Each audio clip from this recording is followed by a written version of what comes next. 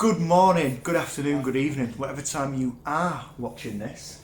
And today, joining me, we're going to flip it around this time. We're actually going to have me in the top corner, and we're going to have Mr. Jordan Savidge from Savidge Lifestyle, and he's going to be on the big screen. How are you doing, sir? I'm not doing too bad. Yourself?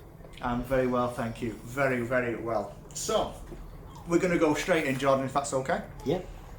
Excellent. So, question number one. So why, now I'll say this your way because I know some Southerners don't understand Northerners. A Glanzer. Why a Glanzer build?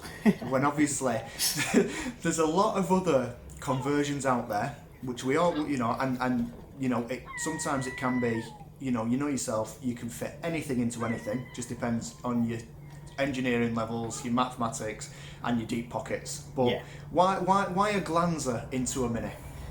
Well, the thing is that a lot of the shows you see your Honda conversions, your K series, and I kind of wanted to be a little bit different, but trying and do something that's kind of been done but not overdone. Okay. So has the Glanzer been done in a Mini then? Yeah, I know of about 3. Oh, wicked. Okay. And obviously, it's a great engine. 1.3 turbo, is it? Yeah. Yep.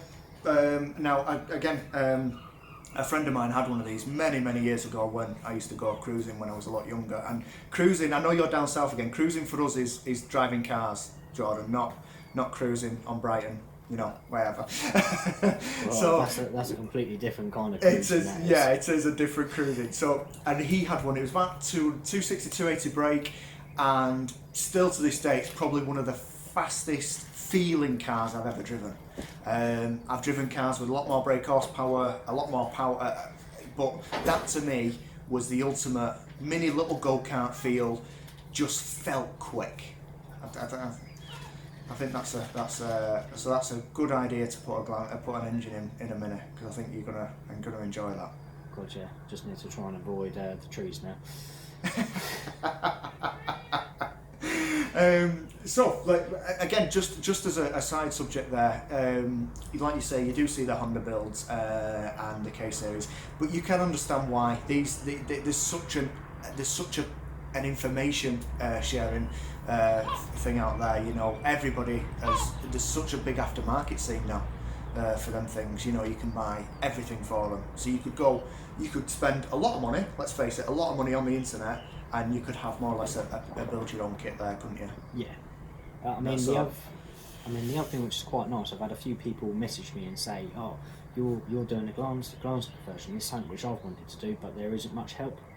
So yes, it's nice to kind of document every stage of it, even our mistakes, should I say? Yeah. Which is quite good. Well, we'll go on to that bit about documentation later, as you probably know with the questions I ask. So, let's go on to question number 2. So, question number 2, I asked Paul P this about working with yourself, and I want to ask you, how is it working with? Let's face it, is the mad scientist Paul P himself. How is it in the garage with him? Oh, he is absolutely terrible. He farts a lot and dribbles. It's just... falls over. What did you call him? Clumsy Malone. Clumsy Malone. I had tears coming down. I don't know why. It just made me absolutely piss my pants. But again, though, I think... I just knowing Paul P personally, that there isn't a problem, is there? There's always a solution. There's always a way around it. And I think I'd enjoy that. I think I would. I mean, it's brilliant. I mean, our ideas kind of bounce off of each other. I mean, such an awesome bloke. I'm quite lucky to have him beside me with this build and be the other half's dad. So no, it's nice. While we're talking about Mr. Paul P, now I will not see your version of what we're doing right now until I'm editing it. We haven't got Paul P's arse in this video, have we?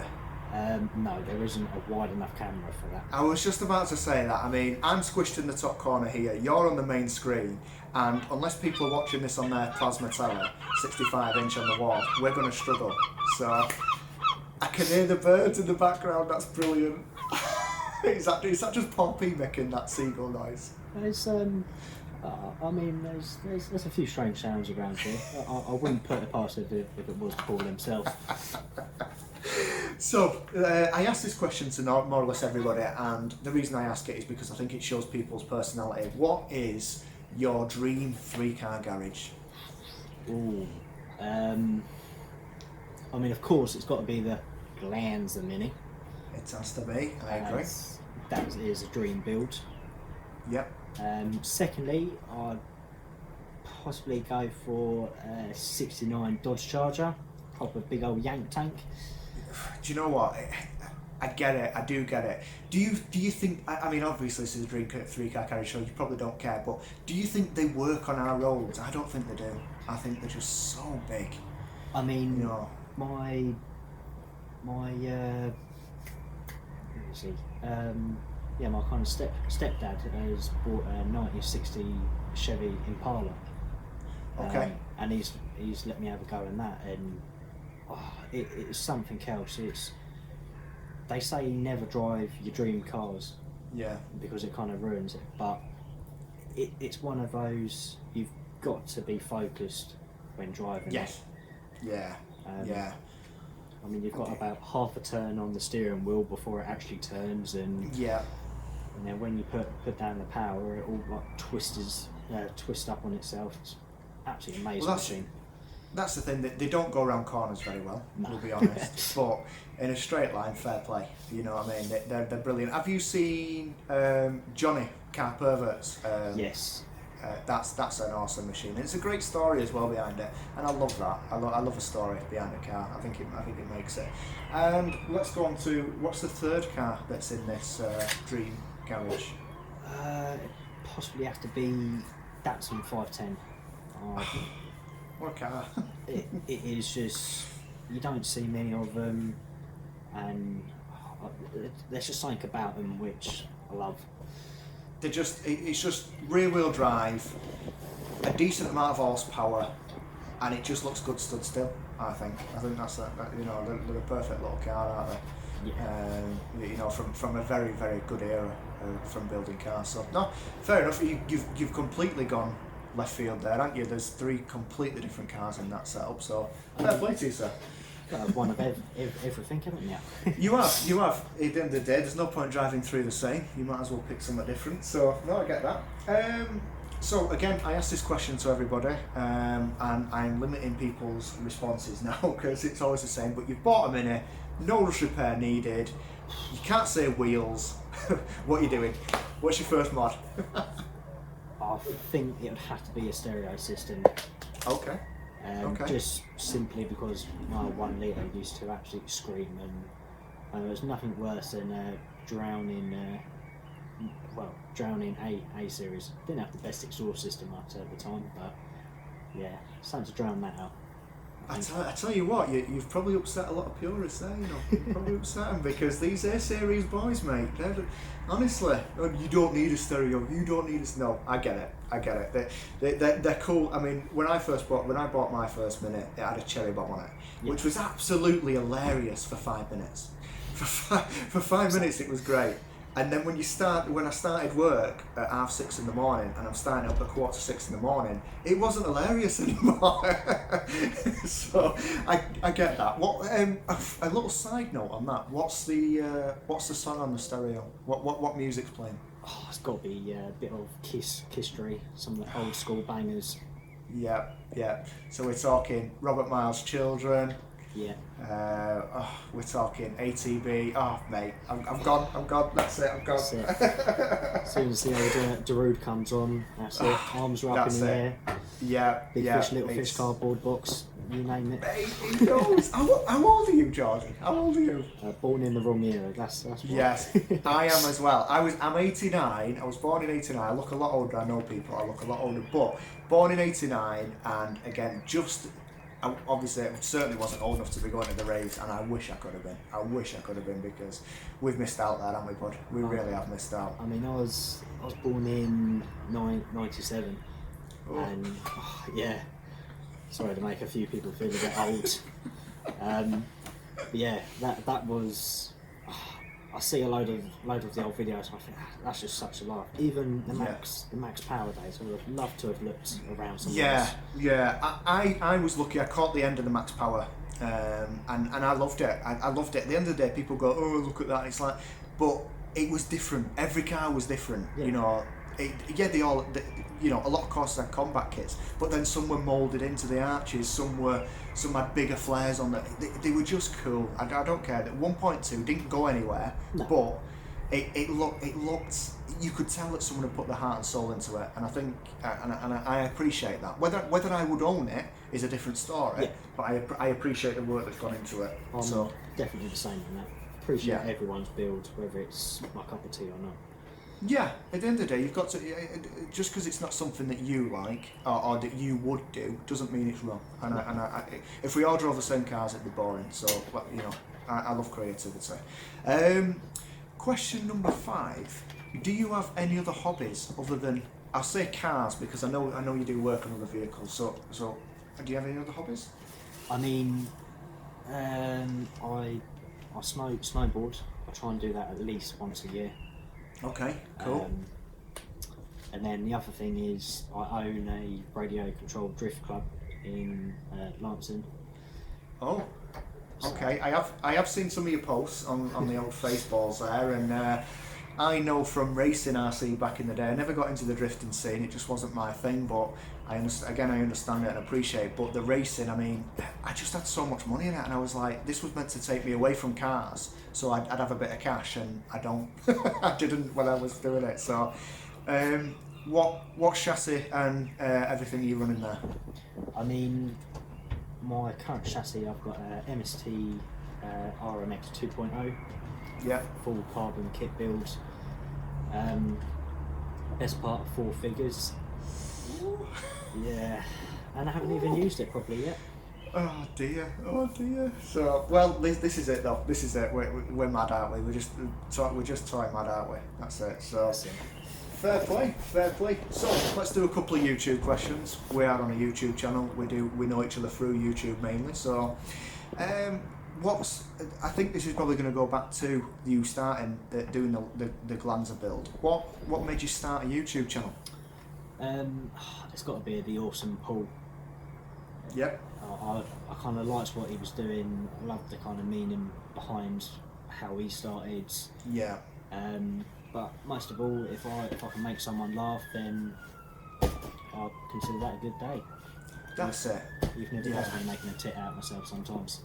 Yeah, I mean, you know, the classic answer, and again, it's a fair answer, is documentation. I get that. If it's something either you can look back on, if you want to know how you even did that, because our memories do fade and things like that. So that's a fair point. But also, like you say, entertaining people. I feel that TV's crap. I don't watch telly. I spend all my time on YouTube, and I do watch Netflix as well. But the thing is, I'm just an idiot in a shed, and that's all I say to myself. I'm an idiot in a shed, and I'll give it a go. I am no expert by any means, but let's just have a laugh. I think if we can all, there's enough serious stuff in the world. You put the news on, and you just want to do stupid things, don't you? Because it's just horrible. So, I think watching YouTube, watching people making a tit of themselves, like you say, it's great fun. Let's go on to name a couple of your favourite YouTube channels, or what you like to watch on YouTube, should we say? I like watching Dave Jaguar. I think some of the stuff that he does is really interesting. Yeah. Another thing as well, the Simpson classics.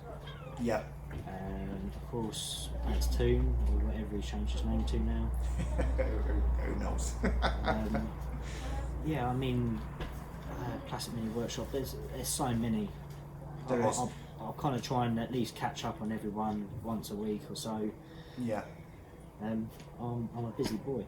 But That's it. What's is there anything you watch other than the mini YouTubers? Bit of a weird one, but I love watching some of the old Nuremberg videos. All the crashes and the near misses and stuff. Oh, it's got to be the crashes. Oh God, some of them you can hear the pound notes or euros, wherever they're from, just going all over the track, and you're just like, oh, well, that was a nice car. So I mean, they do call it though. I think two terms I've heard for it is green hell, and the Widowmaker. Are two terms.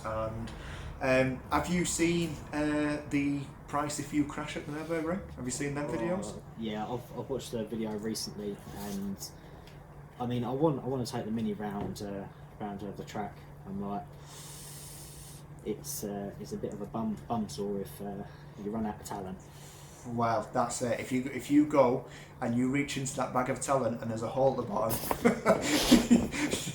you're in trouble. Because again, if you hit the Armco, it's so many euros per length, and if you obviously you need recovery, you can only use their recovery store. It just adds up and adds up and adds up. So yeah, anybody who's going to the Nürburgring, one thing I would advise is don't drive there, because you're going to have to try and drive it back, and it might not end well.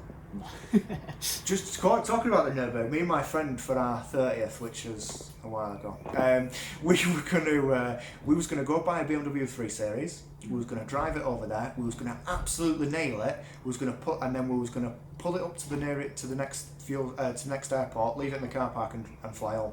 That's what we was planning on doing. But it never materialised. But hey, maybe one day we will. Just buy something cheap off eBay, something like a BMW 3 Series. You know what it is. You know they're pretty reliable. It's not going to be the greatest car, but it's going to be reliable. Drive it over there, absolutely obliterate it. Come and then just park it up somewhere and just go to the airport and fly home. And just leave the keys on the roof and say Merry Christmas, have a car. Proper fun little road trip that'd be. Well, that's it. So let's go on to question number 8. I think we're on question number 8. What's been the hardest modification? I mean, I know you've had to do a lot, but what's been the hardest modification on the Glanzer build so far that you feel? I think it's got to be trying to hide it all. Okay. I mean, I don't kind of want it to be a massive wide body kit and look like it goes fast. I just kind of want to hide it all and have a nice little sleeper out at the end of it. Yeah, no, that's fair enough. I mean, again, going back to the hiding it is the amount of time that I wouldn't have spent, I'll be honest with you, on that bulkhead. And I don't think Paul P wanted to spend that time either. I think Paul P wanted to throw the towel in. So there was a lot of moaning coming from him on those couple of videos. The amount of times he kept bringing in the spray can and going, I'm going to paint it. I'm like, no.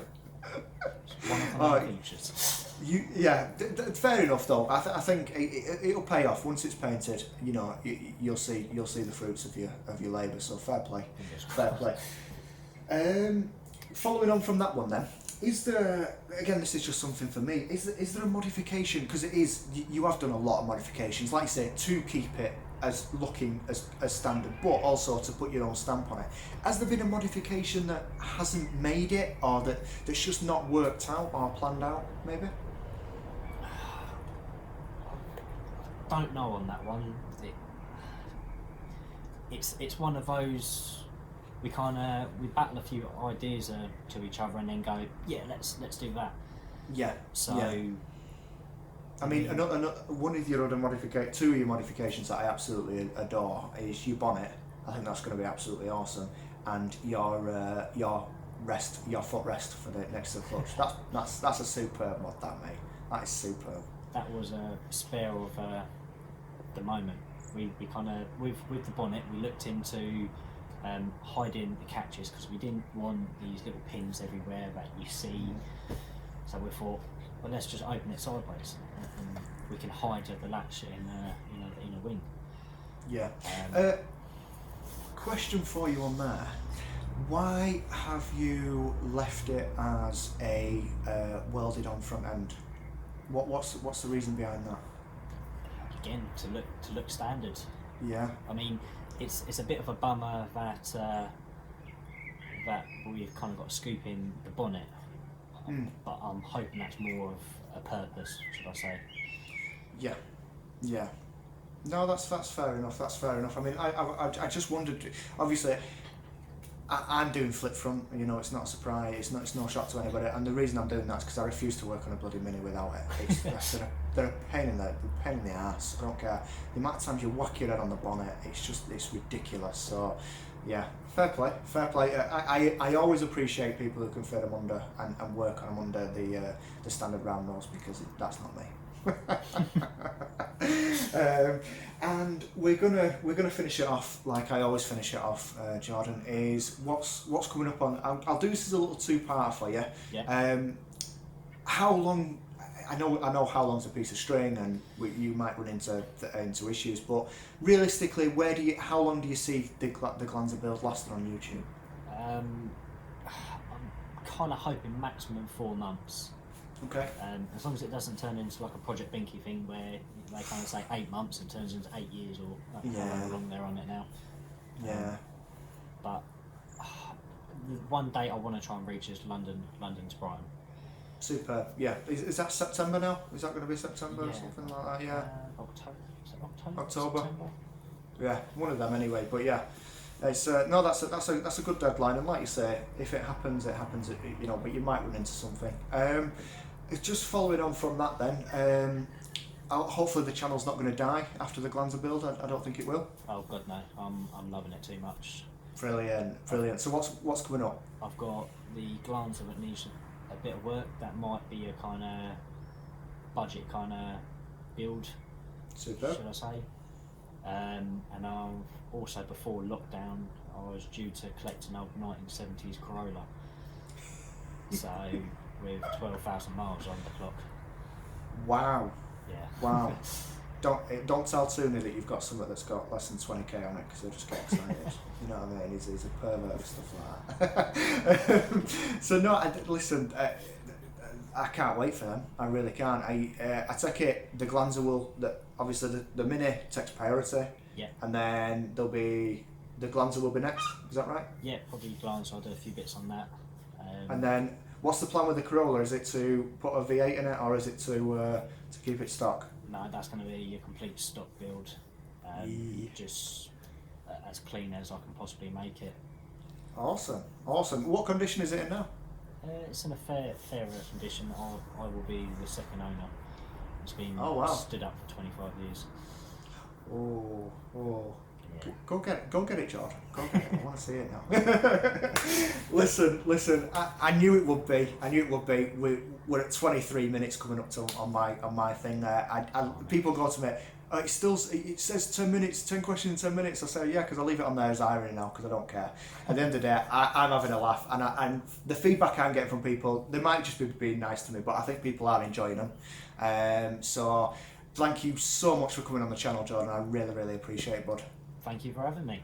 Oh, no problem. And I won't know until I've edited this whether Paul P's arse has been in this. So if it has, people, I apologise. I can only apologise. I am not controlling this. So I think we'll end it there. Thank you so much, Jordan. Thanks for your time. Thank you.